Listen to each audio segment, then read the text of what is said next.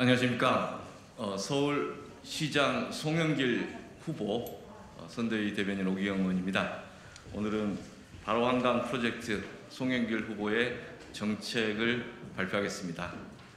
주요 내용들은 바로 후보가 설명을 좀 드리도록 하겠습니다. 먼저 오늘 참석하신 분들 소개를 좀 함께 드리겠습니다. 성동 홍익표 의원님 오셨습니다. 그리고 안규백 의원님 오셨습니다. 노웅래 의원님 오셨습니다. 이수진 의원님 오셨습니다. 박성준 의원님 오셨습니다. 예.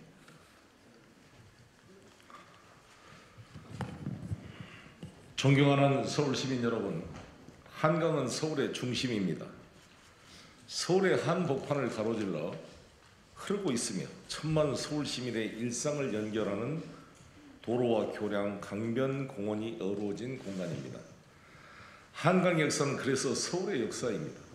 성장 일변도 개발 시대를 거치면서 콘크리트와 아스팔트 도로 지천이던 한강변의 모습은 시민이 누리고 즐길 수 있는 자연공원, 생태 공간으로 변화해 왔습니다. 그러나 우리가 맞닥뜨리고 있는 포스트 코로나 시대, 기후변화 시대는 시민의 더 나은 삶을 위해 더 유연하고 더 다이나믹하고 복원력이 뛰어난 도시를 요구하고 있습니다.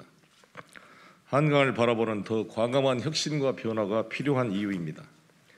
강변북로와 올림픽대로를 지화하고 한강에 3개의 보행 전용교를 설치하는 바로 한강 프로젝트는 그래서 시민을 위한 도전이고 한강을 시민 여러분께 온전히 돌려주는 그랜드 플랜입니다. 강변북로와 올림픽대로 지하화에 대해 말씀드리겠습니다.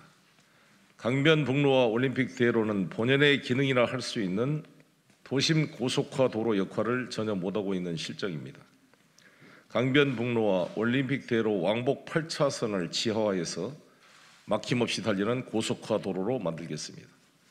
지하화로 생겨나는 강변북로 부지 29만 평과 올림픽대로 부지 56만 평 등 총 85만 평의 부지는 신호등이 있는 4차선 교차로와 친환경 보행길, 시민공원, 문화공간, 체육시설 등 공공시설로 활용할 수 있게 됩니다. 서울 시민들의 한강 접근성이 획기적으로 개선될 것입니다. 둘째, 한강에 보행 전용교를 건설하겠습니다. 한강에는 총 31개의 교량이 있지만 선유도 연결 구간과 광진교만 보행자를 배려한 교량입니다.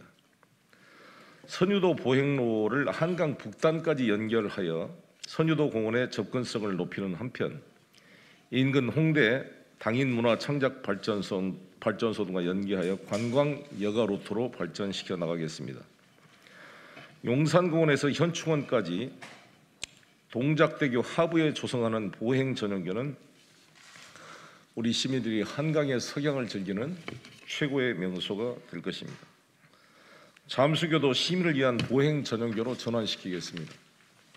에코 브릿지 페스티벌, 한강 다리 축제, 서울 시민 걷기 대회 등 프랑스 파리시가 세느강 주변 도로를 해수욕장으로 만들어 시민들을 즐기게 한 파리 플라주와 같은 이벤트를 연중 벌일 수 있는 새로운 공간으로 재탄생할 것입니다. 바로 한강 프로젝트로 서울 시민 누구나 장벽 없이 한강을 만나고 자유롭게 걸어다니는 한강을 넘나드는 상상을 해봅니다. 지하 한강변 도심화 고속도로는 효과적인 서울 통합 교통 인프라 구축의 핵심이 될 것입니다. 강변북로 지하화 비용은 6조 3천억으로 추정되고 올림픽대로 지하화 비용은 8조 6천억으로 추정됩니다. 여기에 선유도 보행교와 동작 보행교, 잠수교 보행 전용교 전에는 2,500억 상당의 비용이 추정됩니다. 총 15조 1,500원이 예산이 소요되는 프로젝트입니다. 수도 서울 교통 문제의 경우 국비와 시비를 5대5로 분담하는데 이 기준을 적용하고 제가 이번 시장 된다면 재선을 목표로 뛰기 때문에 7년 사업으로 추진하면 연간 소요 예산은 1.2조 원이 될 것입니다. 국가재정법과 기재부 훈령에는 교통시설 환경 등 국민의 삶의 질 향상을 위하여 예비 타당성 면제 사유를 적시하고 있으며 2019년 한 해만 하더라도 도로, 철도, 인프라, 광역교통망 구축 차원에서 17조 원이 투여되는 12개 사업에 대한 예타 면제를 해준 적이 있습니다. 국가 차원에서 한강 수계가 차지하는 중요성이나 2,600만 수도권 시도민들이 이용하는 강변북로 올림픽대로의 도심 고속화 도로의 기능 회복, 그리고 수도 서울 1,000만 시민들이 점증하는 여가 욕구, 건강한 삶, 녹색 휴식 공간 필요성을 감안하면 연간 소요 예산 1.2조 원에는 미래에 대한 가성비가 높은 투자가 될 것입니다. 저는 예산에만 의존하지 않고 다양한 재원 조달 방안을 마련해 바로 한강 프로젝트를 추진할 계획입니다. 그 방안 중 하나가 바로 부동산 개발 이익을 환수해서 바로 한강 프로젝트를 지원하는 것입니다. 지난번 공약 발표 때 시민 참여형 공공개발로 환수한 이익을 서울 시민을 위한 교통 인프라 사업에 재투자하겠다고 말씀드린 바 있습니다.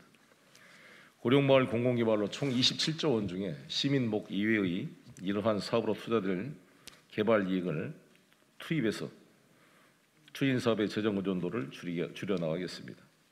또한 서울시는 6조 4천억의 세계 잉여금이 남아 있는데 이는 바로 한강 프로젝트에 투입되는 시비와 비교할 만한 수치입니다. 한강 프로젝트는 돈의 문제가 아니라 의지의 문제라고 생각합니다. 제가 서울시장이 되면 이를 사업이 가지고 있는 미래 가치와 중요성을 설명하고 사업비를 추가로 절감할 수 있는 방안을 모색하겠습니다. 신규로 생기는 도로 부지 85만 평의 효과적인 활용 방안들을 종합적으로 검토하여 바로 환경 프로젝트를 즉시 추진하도록 하겠습니다. 존경하는 서울 시민 여러분, 한강은 대한민국의 젖줄입니다. 세계인들은 대한민국의 발전을 한강의 기적이라고 이야기를 합니다. 고도 성장 산업 사회는 가고 문화와 자연환경, 개인의 취향과 행복이 우선시되는 새로운 미래 사회로 전환기에 85만 평이나 되는 콘크리트 구조물을 그대로 두고 녹색 성장, 혁신 성장을 말하기가 어렵습니다. 이미 고속화 도로의 기능을 상실한 강변북로와 올림픽대로를 지하화하고 한강 곳곳에 보행 전용교를 설치하여 서울 시민 누구나 장벽 없이 한강을 찾고 즐길 수 있는 새로운 한강을 만들어 나가겠습니다. 이것이 서울 시민과 함께 일어나갈 제2의 한강의 기적이 되도록 만들어 나가겠습니다. 감사합니다.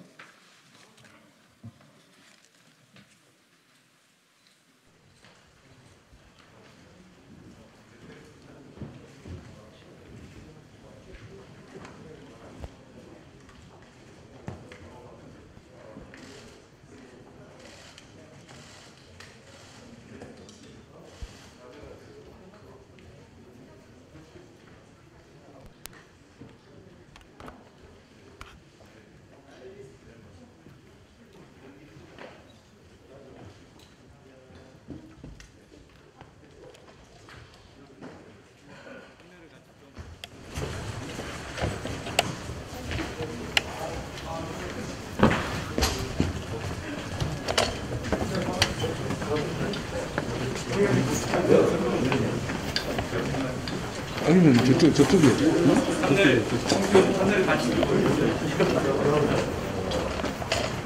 이 판넬은 그 강변북로 28km, 28.3km 구간을 지하화할 계획입니다.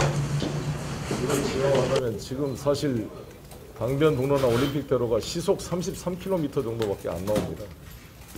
사실 고속화 기능을 상실하고 시속 33km면은 사실상 이게 그 웬만한 그 자동차의 그 기능, 고속 기능이 상실됐기 때문에 이로 인한 시간의 낭비와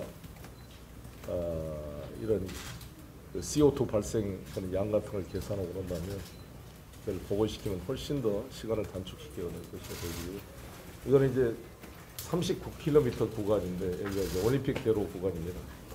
사실 올림픽대로나 이 강변북로가 있다 보니까 이 옹색하게 시민들이 그 불다리를 통해서 겨우 한강을 접근하고 있는데, 이 한강이라는 게 우리 외국인들이 한국에 오면 두 가지에 놀란다 그럽니다. 이 세느강에 비해서 엄청나게 큰 한강과 동시에 한강에 아무것도 없는 저 중요한 자연 인프라가 이렇게 잘 활용되고 있지 않는 두 가지에 놀란다는데, 바로 한강 프로젝트로 우리 1,000만 시민과 우리 2,500만 수도권 주민들이 정말 한강을 즐길 수 있는 새로운 명소로 만들 수 있도록 하겠습니다.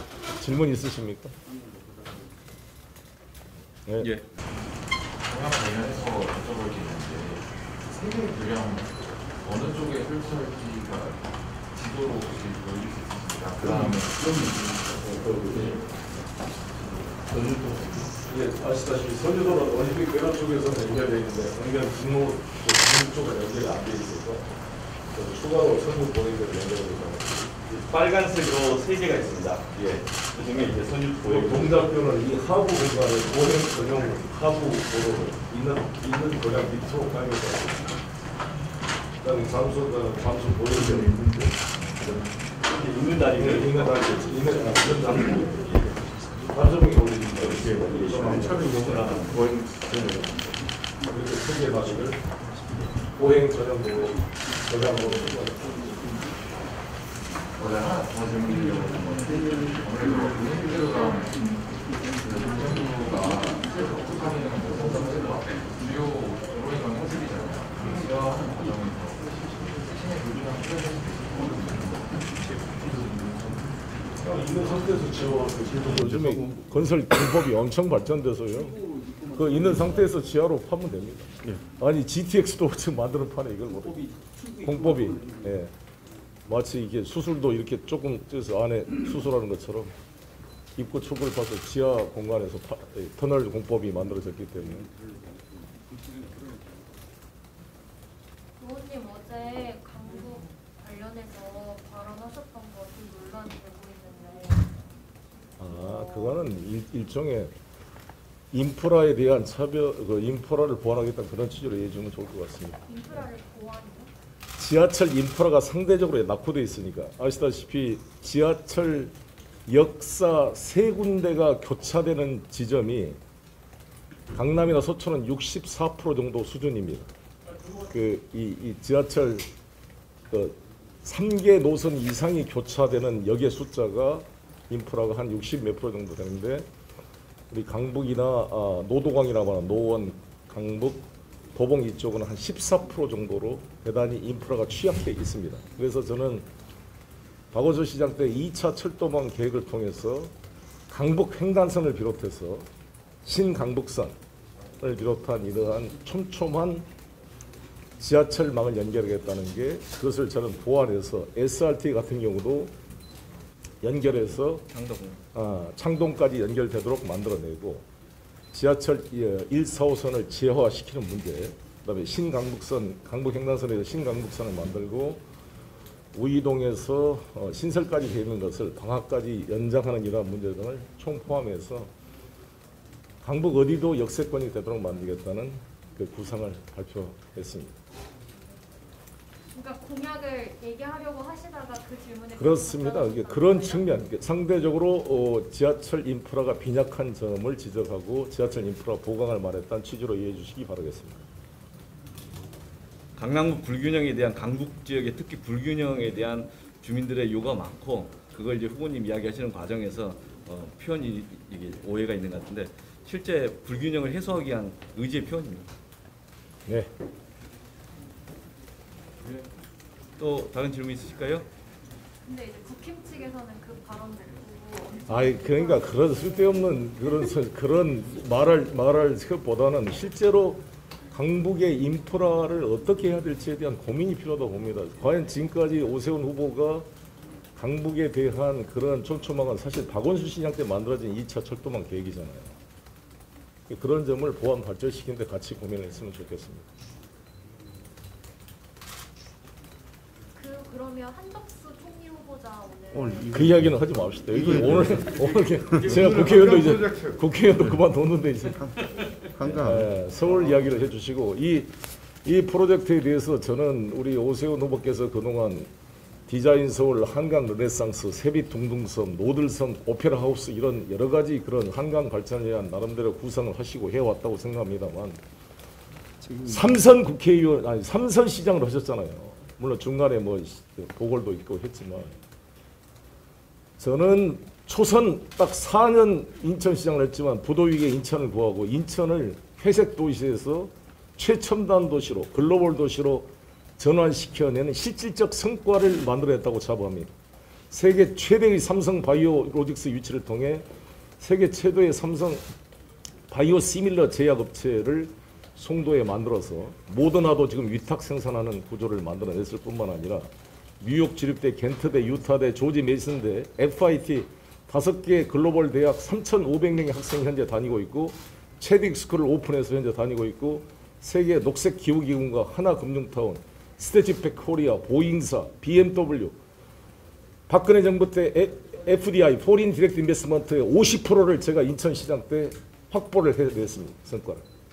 불과 4년 만에 부도 위기에 인천을 구하고 아시안게임 경기장을 다 짓고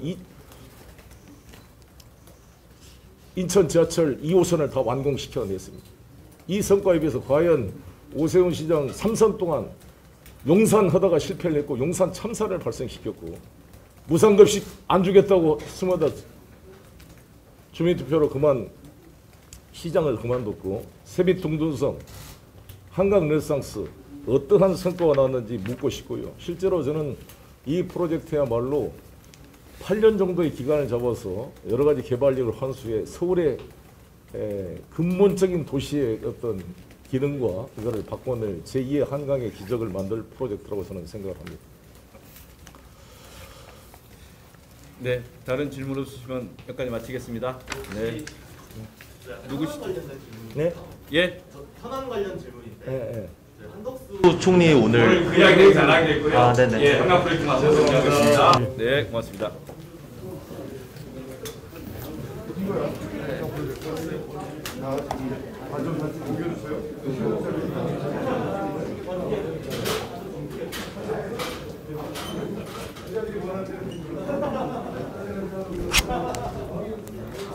네.